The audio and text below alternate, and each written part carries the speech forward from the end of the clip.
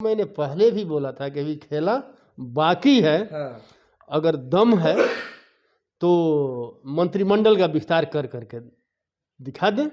मंत्रिमंडल का विस्तार नहीं हो रहा है, कई अभी भी नाराजगी लगता है जारी है क्या? मंत्रिमंडल का विस्तार जिस दिन करेंगे इतना बड़ा खेला होगा कि पूरा बिहार नहीं पूरा देश देखेगा। लेकिन आनंद मोहन ससुराल की पार्टी बोल रहे हैं। अब ससुराल से होकर आए हैं तो अब उनका चश्मा वही है ससुराल वाला। अगर वो नहीं होता तो ससुराल जाते क्यों? और ससुराल से ही तो होकर आए हैं और फिर जाएंगे वो ससुराल। भाजपा कहती है कि 400 पार इस बार होगी। भाजपा का हवा निकल गया है। एक तरफ लोग कहता है कि अकेला नरेंद्र मोदी सब पर भारी, तो फिर नीतीश कुमार जी को गठबंधन में लेने का क्या जरूरत है? इसका मतलब कि नरेंद्र मोदी में कोई दम नहीं है, नरेंद्र मोदी का हवा निकल चुका है। इसलिए जो है छोटे छोटे मतलब कि दलों को इकट्ठा कर रहे हैं। ये बिहार है, जो बिहार से आंदोलन होता है वो केंद्र के राजनीति में बदलाव होता है। पूरी बिहार की ही नहीं देश की जनता का आज बोल है कि बीजेपी भगाओ और देश बचाओ। तेजस्वी यादव इन दिनों जन विश्वास यात्रा पे निकले हुए हैं और उन्होंने अपनी एक सभा के दौरान कहा था कि हमारी पार्टी को लोग कहते हैं कि M/I और A to Z की पार्टी है, तो ऐसा नहीं है। हमारी पार्टी अब M/I के साथ बाप की भी पार्टी है, यानी माई और बाप की भी पार्टी है। इसी दौरान बीच में ही आनंद मोहन ने एक बयान दिया कि RJD माई बाप की तो पार्टी है ही, लेकिन ससुराल की भी पार्टी है। हमारे साथ बात करने के लिए RJD से विधायक फतेह बहादुर सिंह हैं। सर, कैसे देखते हैं, क्या RJD सच में ससुराल की भी पार्टी है? आनंद मोहन बोल रहे। RJD जो है बिहार के 14 करोड़ जनता की पार्टी है। RJD जो है गरीबों की पार्टी है, सुस्तों की पार्टी है, दलितों की पार्टी है। और जो लोग सामंतवादी और मनुवादी लोग होते हैं वो लोग बहुजन समाज के लोगों को तरक्की करते हुए देख नहीं पाते हैं और उन लोगों के आंखों का किरकिरी जो है बहुजन समाज के लोग बन जाते हैं। अब बर्दाश्त नहीं हो रहा है उन लोगों से कि तेजस्वी यादव जी की यात्रा में इतनी लाखों की जो भीड़ हो रही है और भीड़ देख करके उस तरह के लोगों को जो सामंतवादी और मनुवादी विचारधारा के लोग हैं उनको छटपटाहट जो है ना बढ़ गया है। और आप देख लीजिए बीजेपी और RSS के लोगों का क्या स्थिति है।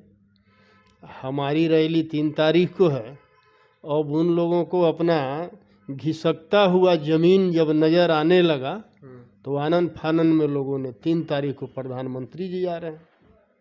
अगर उतना ही है तो प्रधानमंत्री जी को आने का जरूरत क्या है?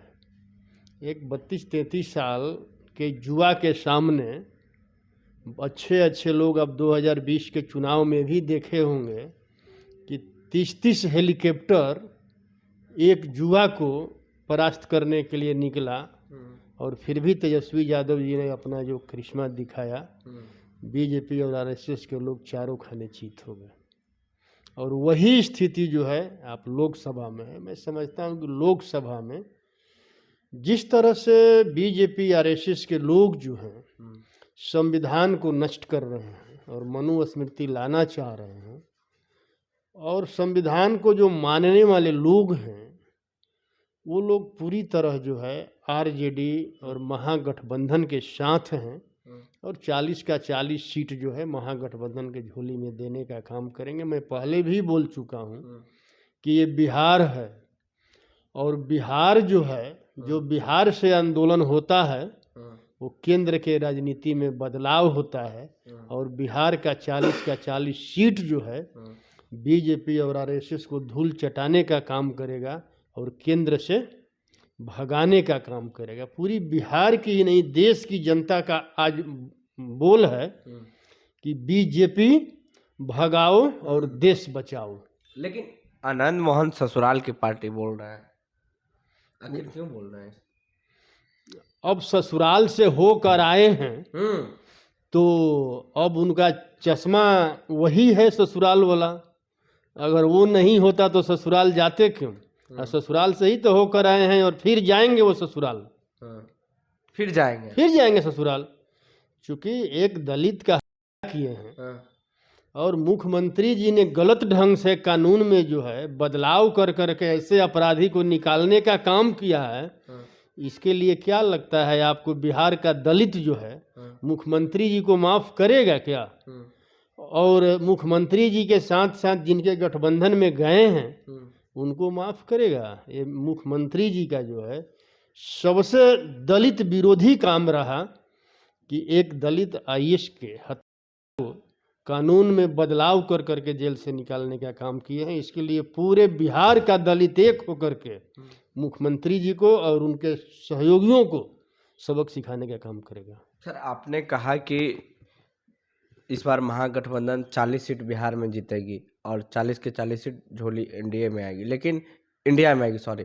तो एनडीए और भाजपा कहती है कि 400 पार इस बार होगी। भाजपा का हवा निकल गया है। अगर भाजपा को 400 पार अगर कॉन्फिडेंस होता तो भाजपा को छोटे छोटे दलों को गठबंधन में लेने का जरूरत क्या होता? एक तरफ लोग कहता है कि अकेला नरेंद्र मोदी सब पर भारी, तो फिर नीतीश कुमार जी को गठबंधन में लेने का क्या जरूरत है? इसका मतलब कि नरेंद्र मोदी में कोई दम नहीं है, नरेंद्र मोदी का हवा निकल चुका है, इसलिए जो है छोटे छोटे मतलब कि दलों को इकट्ठा कर रहे हैं। लेकिन उससे वो लोग जा सकते हैं। आज मुख्यमंत्री जी मतलब उनके साथ गए हैं, लेकिन जो मुख्यमंत्री जी के दल में आज भी जितने एमएलए हैं जो संविधान को मानने वाले लोग हैं, उनका दिल जो है और दिमाग हम ही लोगों की तरफ है, उन लोगों की तरफ नहीं है। और मैंने पहले भी बोला था कि अभी खेला बाकी है। अगर दम है तो मंत्रिमंडल का विस्तार कर करके दिखा दें। मंत्रिमंडल का विस्तार नहीं हो रहा है, कई अभी भी नाराजगी लगता है जारी है क्या? वो करे तो मंत्रिमंडल का विस्तार जिस दिन करेंगे इतना बड़ा खेला होगा कि पूरा बिहार नहीं पूरा देश देखेगा। अभी भी खेला बाकी है। हाँ, मैं सदन में मैं बात रखा था, आप लोगों ने देखा था उसको क्या? मैंने सदन में बात रखा था कि अभी मंत्रिमंडल का विस्तार करना बाकी है। मुख्यमंत्री जी, अगर आपने जातीय जनगणना करा दिया है तो बहुजनों की आबादी आपके अनुसार जो है 85% है, दलित का आबादी 20% है, अल्पसंख्यक का 18% है और अति पिछड़ा का 63% है, पिछड़ा का 27% है। तो मंत्रिमंडल में अगर दलित का संख्या अगर 20% है तो मंत्रिमंडल में दलितों की संख्या 20% होना चाहिए, अति पिछड़ा 36% होना चाहिए और पिछड़ा 27% होना चाहिए, अल्पसंख्यक 28% होना 18% होना चाहिए। और इतना ही नहीं, आप अगर दलित मंत्री बनाते हैं तो प्रधान सचिव भी दलित ही होना चाहिए, तब सरकार का योजना का लाभ जो है सही मायने में दलितों के घर पर पहुंचेगा। अगर पिछड़ा मंत्री बनता है तो प्रधान सचिव भी पिछड़ा होना चाहिए, अति पिछड़ा मंत्री बनता है तो प्रधान सचिव भी अति पिछड़ा होना चाहिए। लेकिन आप मुख्यमंत्री जी करते क्या है? दलित मंत्री बनाते हैं, अति पिछड़ा मंत्री बनाते हैं, पिछड़ा बनाते हैं और ऊपर से एक स्वर्ण का ढक्कन लगा देते हैं ताकि काम ना कर सके, ताकि इनके हित का मतलब कोई काम न हो सके। आप देख लीजिए, जैसे चंद्रशेखर जी मंत्री थे, या जितने भी विभाग के मंत्रालय है सारे सचिवालय में सचिव, प्रधान सचिव सब मतलब कि मंत्रालय के मंत्री के विपरीत ही मुख्यमंत्री जी बैठाने का काम किए हैं। और जब जातीय जनगणना हो गया है, हमारी आबादी 85% है, तो शासन प्रशासन में भी हमारी हिस्सेदारी 85% होना चाहिए। तो अभी खेला बाकी है सर? पूरा बाकी है। हो सकता है खेला होना ही है। भगदड़ मच जाएगा जिस दिन मुख्यमंत्री जी मंत्रिमंडल का विस्तार करेंगे। उसके बाद जदयू और बीजेपी दोनों में भगदड़ मचेगा। लास्ट सवाल हम कर लेते हैं सर, 3 तारीख को महागठबंधन के तरफ से पटना के गांधी मैदान में रैली होनी है, क्या कुछ है कितना भीड़ रहेगी सर? भीड़ तो पूरा बिहार से आप देख लीजिए ना, जो हर जिला में मतलब कि लाखों का भीड़ आ रहा है, और सारे जिला से लोगों को आना है। अब कितना हो सकता है, अंदाजा लगा लीजिए, काफ़ी भीड़ होगा। लगभग 10 लाख से ऊपर होगा। 10 लाख से ऊपर होगा। तो खेल होना अभी भी बाकी है। हमारे साथ बात कर रहे थे आरजेडी विधायक फतेह बहादुर सिंह। इन्होंने साफ कहा है कि मंत्रिमंडल का विस्तार होने के बाद बहुत बड़ा खेला हो जाएगा। बहरहाल 3 तारीख को इंडिया अलायंस की पटना के गांधी मैदान में बहुत बड़ी रैली है। आपकी क्या प्रतिक्रिया है हमारी बातचीत में, वो नीचे कमेंट बॉक्स में दें। फेसबुक पे देख रहे वीडियो को शेयर कर ले, यूट्यूब पे देख रहे हमें चैनल को सब्सक्राइब कर ले। बहुत बहुत धन्यवाद।